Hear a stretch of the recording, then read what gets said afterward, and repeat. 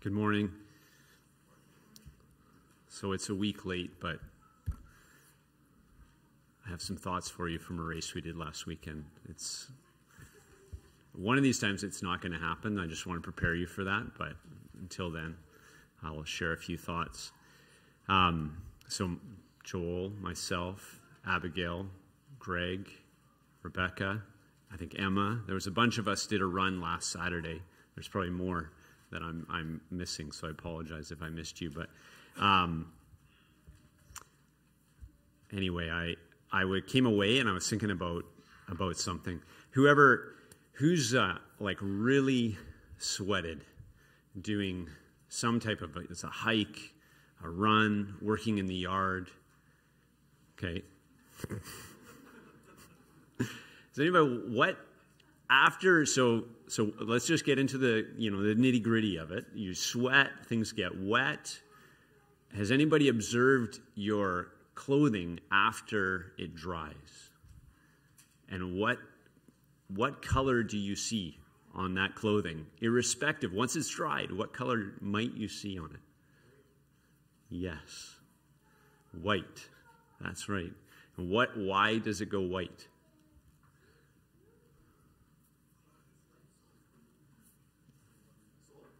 Salt. Yeah. We sweat salt.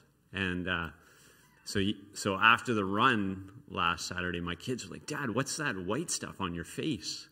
And so I had like a, coming off the eyebrows. This is getting really gross. Coming off the eyebrows, I apparently had white coming down my face. To which my wife said, "On the way home, could you stop at the grocery store and pick up some stuff?" So I was shopping, looking like this. So I was thinking about it. It's so interesting, because what I've discovered, as you know, the key, I would say, is still I'm on this journey. It was a ton of fun last Saturday because I had some competition, and that was lots of fun. And as I was doing the second half of the run, that is, of course, where you're starting to get tired and you start to cramp. And I was starting to cramp so much that I just, every time I would hear something behind me, I'd want to look back and just look and see, is it Abigail? That was the only question in my mind, is it Abigail? But what I have learned is when you're on the verge of cramping, any abnormal movement will induce cramping. So you come to realize I wouldn't even turn around. I was like, I'm going to do one thing. I'm going to keep running and try and do this without dying. But the other thing that I've come to learn, and I told you about this, the very first one that I did. So how do you fight back against cramping? What I've learned so far, the simplest thing is salt. And so I could feel it coming, and I had this gel pack in my vest, and so I just sucked back this gel pack. It had 300 or 400 milligrams of salt, and then I had this powder pack, and I took the lid off my water. It's bouncing water out as I'm running, and I'm pouring this, what is effectively just a salt pack, into the water. I put the lid back on, and I start drinking it before it even has a chance, I think, to kind of fully go through the bottle. So now you just basically, it tastes like you're licking on a block of salt, but it was like almost within minutes, the cramping dies away. And that lasts for 20 minutes, maybe 30 minutes, and then the body needs more, right? And all of a sudden you're fighting it again. But I came away from last week and I was like, so interesting, because I have found, and the reason I share about running is I just think, we know Paul used it as an analogy, right? I've run the race, I kept the faith, and he talks about it, and I think that I've just come to see there's so many wonderful spiritual analogies in running, and the most important thing is not the running, it's the spiritual aspect of what we do. Bodily discipline profits a little. Godliness profits a lot. But anyway, so you start to go into the Word. There's lots of interesting verses on salt. So let's look at them, and then I'll share some thoughts. I hope I don't lose you. Stay with me. I will try and make it simple, because they're interesting. This is probably the simplest one. Matthew chapter 5. I'm going to go through them. You can kind of make a note of them. If you want to flip there, you can, but some of them are quite familiar. Matthew 5. You are the salt of the earth. Verse 13. Sorry. Matthew 5:13. You are the salt of the earth. But if the salt has become tasteless, how can it be made salty again? It's no longer good for anything except to be thrown away and trampled underfoot by men. So maybe before we do this, we know this. Two most common uses of salt, beside like flavor and preservative, right? We don't really use salt. I was thinking about that. We don't really use salt as a preservative much anymore because we have freezers and refrigerators, but it can be used as a preservative, but we know that it is used to bring flavor, to season things. So this one, it says, you are the salt of the earth. But if salt has become tasteless. So I'm going to take this one that spiritually speaking, when Jesus is saying this verse, I believe it's speaking more to the flavor because it talks about it becoming tasteless, right? So we're to bring flavor. We can say that of this passage. Let's go to the next one. It gets a little bit more interesting. Mark chapter 9. There's two, these next two are similar. A passage in Mark and then a passage in Luke. So I might not read these word for word because they're familiar passages. So Mark chapter 9, starting in verse 43, Jesus is speaking and he's giving some pretty strong encouragement. He says, if your hand causes you to stumble, cut it off. It's better for you to enter life crippled than having your two hands to go into hell, into the unquenchable fire where the worm does not destroy and the fire is not quenched. Then he says, if your foot causes you to stumble, cut it off. The same thing. Hand causes you to stumble, cut it off. Foot causes you to stumble, cut it off. If your eye causes you to stumble, gouge it out and throw it away from you. Right? These are the three things he says to them. He's talking about disciples. So what's the conclusion of the matter? Then he says, for everyone will be salted with fire. Salt is good. But if the salt becomes unsalty, with what will you make it salty again? So here's the conclusion again. Have salt in yourselves and be at peace with one another. This is where it starts to probably get more challenging to say, what is he saying? Clearly, he's speaking in a parable, right? But he's saying you need to have salt in yourselves. So let's go to Luke chapter 14. This one's similar, but again, it stresses the importance of salt. Luke chapter 14. So that last passage and this passage, I think, are similar in the sense that I believe Jesus is giving guidance on what it looks like to be a disciple of Jesus Christ. If we want to be a disciple, he's kind of laying, this thing of cutting off your hand and cutting off your foot and gouging out your eye. It actually is a fairly core principle to what it looks like to be a disciple. If we're not willing to do that, you're not going, he doesn't say it, but I'll say, I'm going to tie that here. Let's just read this one, and I think the similar principle applies. There we go. That if we're not willing to do that, it's going to be, I'm going to say very difficult, almost impossible to be a true disciple of Jesus Christ. So then he says, if anyone comes to me, in Luke 14:26, if anyone comes to me and does not hate his own father and mother and wife and children and brothers and sisters, yes, even his own life, he cannot be my disciple. Whoever does not carry his own cross and come after me cannot be my disciple. For which one of you, when he wants to build a tower, so I'm not going to read, so now he goes into talking about counting the cost. And he's saying, look, if you're going to build a tower, if you're going to go out to battle, if you're going to do all these things, sit down and count the cost before you do it. Because otherwise, if you go to build this tower, if you go out to go into battle, and you decide, you know what, the cost is too high, the cost is too much, and you turn back, you'll look like a fool. So we need to be willing to say, you know what, am I willing to do this? Am I willing to count the cost? Am I willing to hate even my own life? Am I willing to cut off my hand? Am I willing to gouge out my eye? Am I willing to cut off my foot? If not, he says it's going to be, you can't be my disciple. So the conclusion of this is at the end. The conclusion, therefore, salt is good. It's a strange conclusion to the matter. But if even salt has become tasteless, with what will it be seasoned? It's useless, either for the soil or for the manure pile. It's thrown out.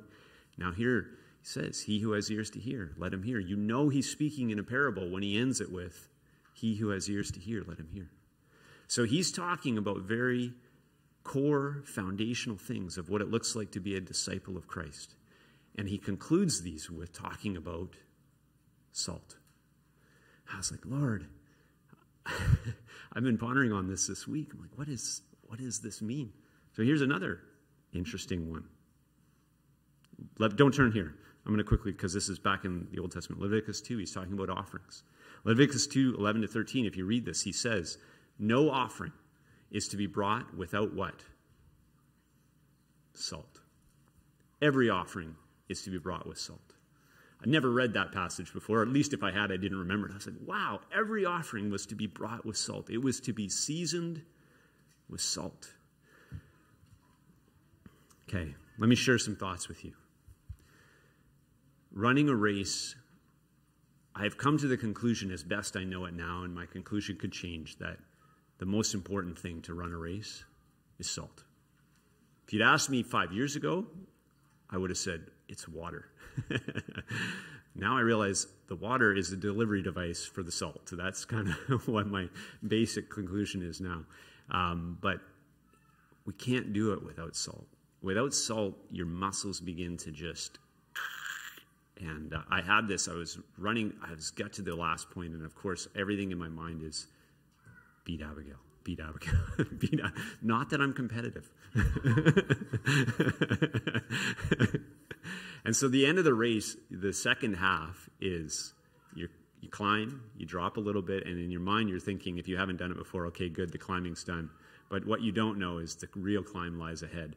And so then you just climb, and it's like, it feels like it's the climb that never ends. And those that I can look out and I can see smiles from those that got to do it because they know what I mean.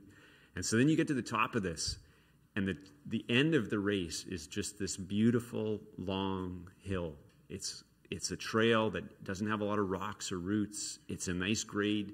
In your mind, you should be able to just give her. Now's the time to just let her go. So what do? I just let her go. And what does that mean? That means changing my stride. And as soon as I change my stride, whoa! And I'm just cramping up. And this lady and I are passing each other back and forth because then I'd get going again. And finally she's like, are you okay? I'm like, I'm fine. I'm just trying to get through the cramping. I'm doing fine. I was just like, Lord, this is so interesting. Without this one thing, I can't do this. And so I'm literally texting Whitney while I'm running. I finally just said, pray for me. I said, I'm on the verge of cramping so bad, I don't know if I can finish the race. And so I've been meditating on this. And so, I don't think, and the Lord says, he who has ears to hear, let him hear. At the end of the day, it's not some great revelation that is changing anything, but it's coming back to the core things. If you think about our walk with Jesus Christ and running the race of faith, you think about the one thing that we can't live without. It's the one thing that we need to have in us if we want to do this. There's probably different ways of saying it, but I'm going to say this word. I've been thinking about this, and I was like, I don't think it's possible to do this without the grace of God. I'm not going to make it. I could just as much send a text to a brother or a sister and say, pray for me. Without the grace of God, I don't think I'm going to make it. Without the Spirit of grace, without the Holy Spirit working in our lives, I'm not going to make it. And that's so interesting to me to think about this and to think about in this.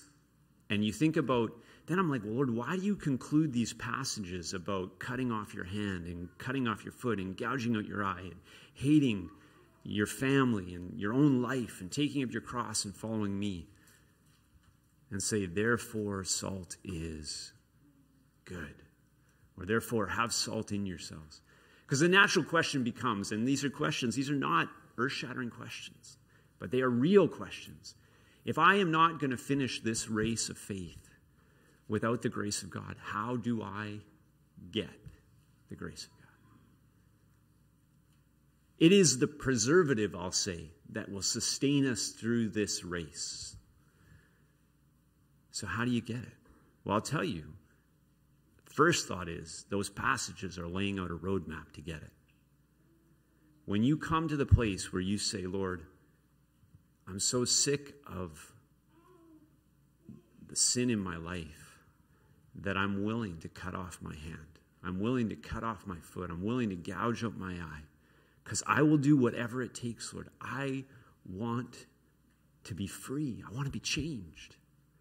When you come to that place, I promise you, the Heavenly Father will begin to give you the grace of God.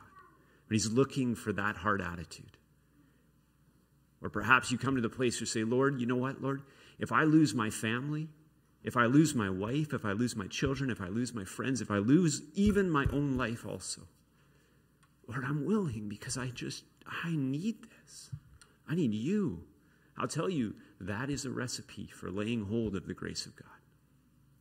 That is a recipe for all of a sudden feeling like if you're at that stage in your walk with the Lord and you're just feeling like you're cramping up and I'm like, Lord, I'm not going to make it.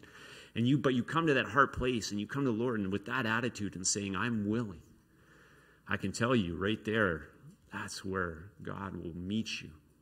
The eyes of the Lord roam to and fro throughout the earth, seeking to support those whose heart is completely His. So when we come to that place where our heart is completely His and says, Lord, whatever the cost,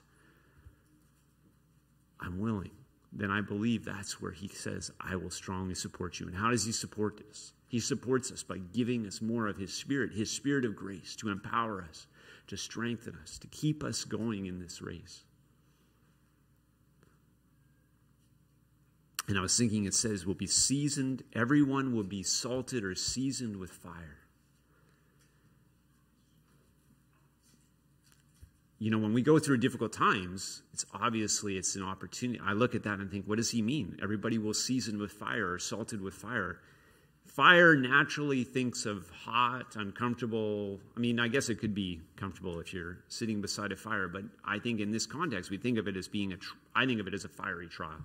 And I think of that in the sense of, if I'm going to be salted with fire, if I'm going to go through difficult things, I think it's an opportunity for us, again, to come back to that place of weakness. And like He said to Paul, He said, hey, my strength is made perfect. My grace is sufficient for you. My strength is made perfect in weakness. My strength can be made perfect in the midst of when you are being salted with fire, when you are going through a difficult circumstance, whatever it might be. That is an opportunity where God says, I want to use this to give you a greater measure of my grace in your life. And I had this thought even, so this other aspect of the fact that why I started talking off about the clothes and, you know, my hat, everything was white. My face was white. I looked at my running vest, it was white. I looked at my hat, it was white. Everything was white.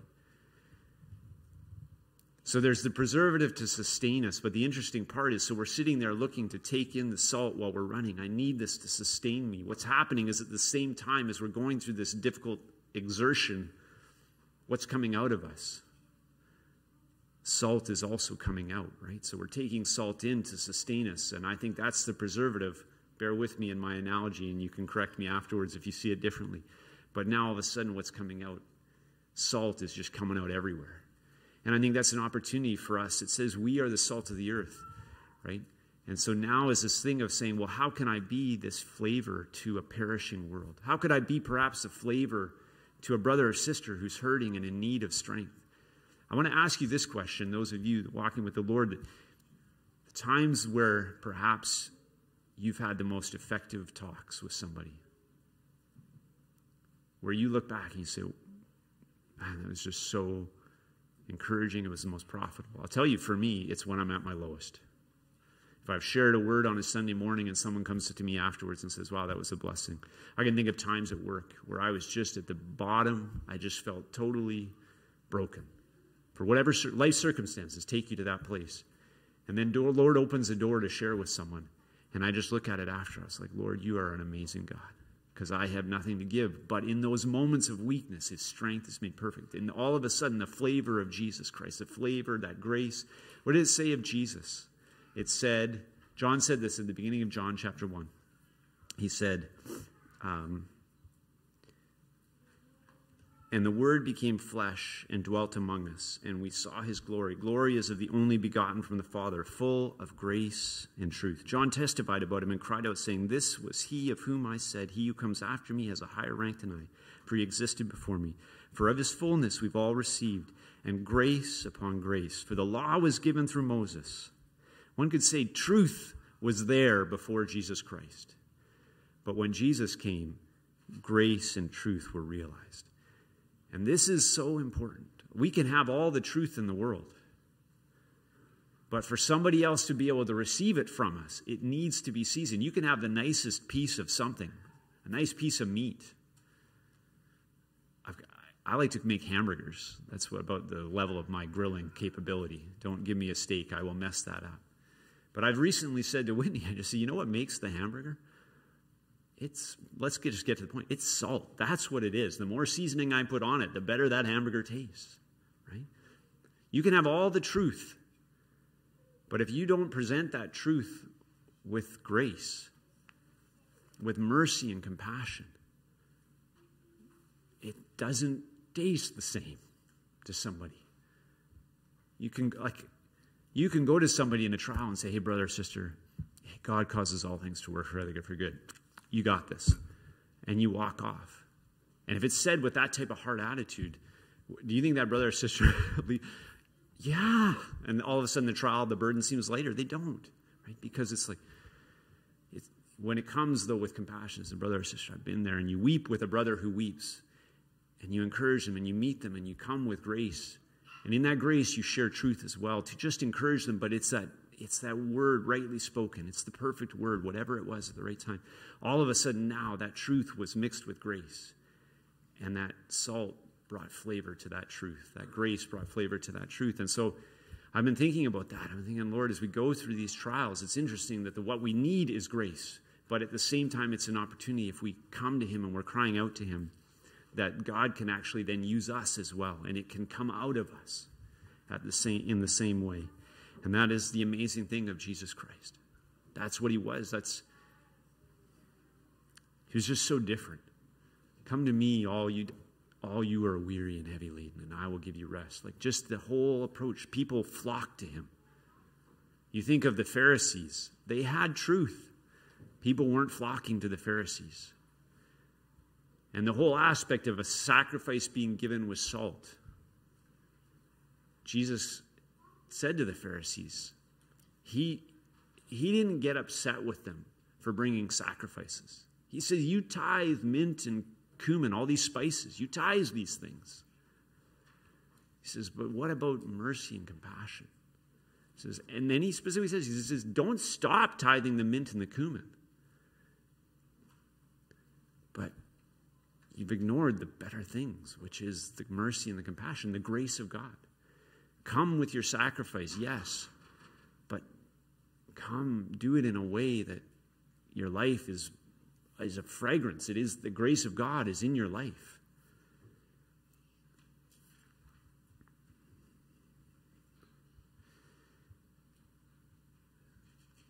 Jesus said too, he said, let your speech always be with grace as though seasoned with salt.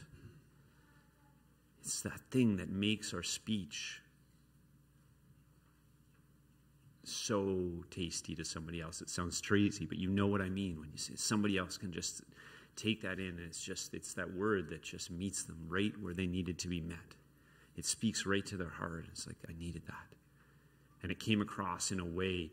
That's probably the most recent thing somebody said to me was when I shared after having surgery and the baby, and I was just at my end, and I just shared the psalm that God had used to strengthen me and sustain me through those weeks. Someone came to me after and just said, I needed it to come that way. I needed it to come from somebody who was broken, because that's the way I could receive it. I needed it to be broken. And to me, I see that. When we come in that way, then we share the truth with somebody, they can receive it. I can see it because it comes with a grace that is needed. So it's encouraging to me that in our midst of our trials and being salted with fire, we can receive grace. But in those moments too, that's where Paul said, he says, well, I'd rather boast in my weakness then. If your grace is made perfect in my weakness, then that's where I want to be. I want to be weak because I want the grace of God to be so real in my life. And I want it to be coming out, that people could receive it. That people could receive it in a way that brings life. We need salt. Right now, perhaps, hopefully you can meditate on this. If you see it differently, that's great. But you can see as I share it why he would say salt is good. We need salt in ourselves. You're not going to make it without salt. You're not going to make it without the grace of God. You need the grace of God in your life. And if you want to lay hold of the grace of God, let's talk about that just for a moment. You want to lay hold of the grace of God in your life. It starts with that hard attitude of willing to say, Lord, whatever the cost, I want to serve you. That's where it starts. That's why I believe Jesus shares that way. If you're sitting here and you're trying to hold on to something, or there's just in your heart, maybe the Lord's putting his finger on something and you're saying, I'm not ready. I'm not there. I'm not willing to count the cost of that. It will be a challenge to lay hold of the grace of God. But if you come to that place where you say, Lord, whatever the cost, there's nothing greater. I listened to a little bit of a sermon this week, and it was just about finding God's will for your life. And it's so interesting when you sit there and you listen and you think about, surrendering. Wow, what would the Lord ask? Oftentimes the flesh is right there going, no,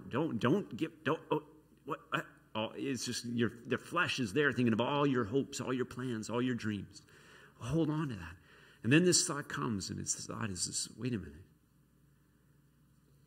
Like, where would I rather be? But right where God wants me to be. Like, there's nothing greater than to be in God's will for my life. Right? There's nothing greater. Why would I sit here and try and hold on to something else? Lord, I want to live that way every day where my hands are open in the sense that whatever you have, Lord, I'll surrender all. I just want whatever you have for me. So that's where it starts. That's how we lay hold of. That's the initial starting point. But it also says there's another element. Obviously, it says, therefore, having been justified by faith, we receive our introduction by faith into this grace in which we stand. If we don't believe the word of God, we have to. I would say these are the very foundational pieces. We need to have faith, and we need to come with that heart that says, I'm willing to do whatever you desire, Lord. Whatever you want. I've counted the cost. I'm coming. All of me. I'm coming. It's all there. But then there's familiar passages, right? We need to be reminded of this, of coming boldly to the throne of grace. Once we're at that place, we still need to be coming boldly to the throne of grace. Crying out to him. That's like when you're all of a sudden you're feeling like I'm weak. What do? Like I'm sitting there. I emptied my vest. I had stocked that thing with gel packs and salt of all sorts. And by the end of the race, the only thing that was left were a few that kind of dissolved into some gross mess. So I didn't eat those, and I ran out of water to dissolve them in. Right? But you're doing that. You're coming boldly to the throne of grace. And you know what it is? Even when you feel good, even when life is going well, that's the danger, right? We stop. And I can tell you, so the analogy is the start of the race, you don't feel like you need it. So then it's just like, okay, 30 minutes, I'm taking a pack. You're just disciplined because you know it's coming. You know that hill is coming when it's going to empty you of everything you have. We need to be disciplined in our life of coming to him consistently, seeking him first in our life. Even when life is good, we seek him first. When life is difficult, we seek him first. We're seeking him first. We know the other passages. He gives grace to the humble, right? But he gives a greater grace, James says in chapter 4. Therefore, it says, God is opposed to the proud, but he gives grace to the humble. We are in that place of humility when we're weak. This is why I believe those things are so tied together. That's why Jesus said to Paul, it's in your weakness, Paul. That's where my strength is made perfect. That's where my grace is made perfect. Perhaps I close with this passage in Isaiah 40, a very familiar passage. Why do you say, O Jacob, and assert, O Israel, my way is hidden from the Lord, and the justice due me escapes the notice of my God? Do you not know? Have you not heard? The everlasting God, the Lord, the creator of the ends of the earth, does not become weary or tired. His understanding is inscrutable. He gives strength to the weary, and to him who lacks might, he increases power. When he called us not because of our own ability. He called us not because of some strength we had. He called us, he didn't call us because we were living a perfect life. In fact, where did he call us? He calls us when we're sinners, when we're living in sin. He's calling to you. He was calling to me when I was living in sin. And then the devil will come and say, well, yeah, but your life's too much of a mess. You're too much of a failure. All these thoughts will come to your mind. That's why he's calling you. Because our life is a mess. Because we are a sinner. And we need a Savior. But he came to take the weak, the worthless, the least of these, and to make them something amazing for his glory by the grace of God. That's what he came to do. So it says, to him who lacks might, he increases power. He imparts his grace on the humble who just says, Lord, I got nothing to give. Like Jehoshaphat, Lord, these things are too great for us, nor do we know what to do, but our eyes are on you. So when we come that way, he will give his grace and his strength. Though youths grow weary and tired, and vigorous young men stumble badly, yet those who wait for the Lord will gain new strength. When I was running at the start, and I was running with a guy who was exactly half my age I looked up after. And I don't know how long, 45 minutes into the run, he just took off, and he was gone, and he seemed so youthful. I was hurting. But I had some discussion with him. I thought, how fast do you think you're going to run this? And he told me some times. And I said, okay, well, I just said to him, he said, times that were longer than what I'd run last year. And I just said, I ran it in definitely a quicker time than that last year. And I'll tell you right now, I'm running too fast. I just said that to him. And it wasn't long after, boom, he was gone. And so we got through the relay station, and then all of a sudden we started to climb. And there he was. He wasn't quite sitting on the side of the path, but he was not moving very quick. And he ended up finishing a long ways behind. And I just thought it's so interesting, right? Like our strength, the youth, whatever, we're not making it on that. He did finish, but the point being is we're not finishing in our own strength. We're finishing because we've come to a place where we realize our dependence is on Jesus Christ and on the grace of God. I really want to encourage you with that this morning. Yet those who wait for the Lord will gain new strength. Those who are coming to him, saying, Lord, I need you. I need your grace. I need your grace to preserve me through this race, and I need your grace to make me a flavor to my family, to my brothers and sisters, to the perishing people that I meet in this world, to make me a fragrance of Jesus Christ to them. I need your grace for that, Lord, because you've seen what I can do on my own. It ain't pretty. They will mount up with wings like eagles, and they will run and not get tired. They will walk and not become weary. Anyway, some thoughts for you around what it looks like to be seasoned with salt and why Jesus Christ would say salt is good. Have salt in yourselves. I hope perhaps you're encouraged this morning, just refreshed in the sense of, wow, the need we have of him. Just, it's good to be reminded of that anew, and so I just want to encourage you with that, see that, and yet just know, if you're sitting here and maybe you're feeling like, you know what, I'm not where I want to be in my walk with the Lord, then just come back to that same heart place of saying, Lord, I'm not happy with where I am, but I'm coming to you now. Whatever you want, I want to lay hold of your grace. It says grace upon grace, or grace for grace. I believe we can lay hold, just like it says he gives his Spirit without measure. They're one and the same ultimately. It is the Spirit of grace. And so we can continue to grow in grace and continue to be able to can run this race and to be a greater blessing to those around us as we grow in grace, and just crying out to him and asking him to continue to give us more of his grace.